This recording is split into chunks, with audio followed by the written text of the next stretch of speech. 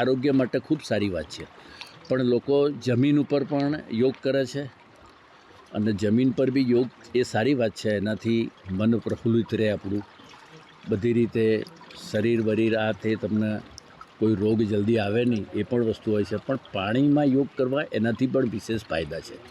દાખલા તરીકે હું એક એક્ઝામ્પલ આપું કે તમે દાખલા તરીકે પ્રાણાયામ કરતા હો તો તમે કેટલી વખત શ્વાસ લીધા અને કેટલી વખત છોડ્યા એ તમારા સિવાય કોઈને ખ્યાલ નથી આવતો. પણ જ્યારે પાણીની અંદર તમે આ જ વસ્તુ કરવા બેસો ને તો તમે જેટલા ઊંડા શ્વાસ લો એટલા પાણી તમને ઉપર જ રાખે, પણ જો તમે શ્વાસ છોડ્યો તો પાણી તમને ડૂબાડી દે. એટલે એ વસ્તુ ચોખ્ખી ખ્યાલ આવી જાય.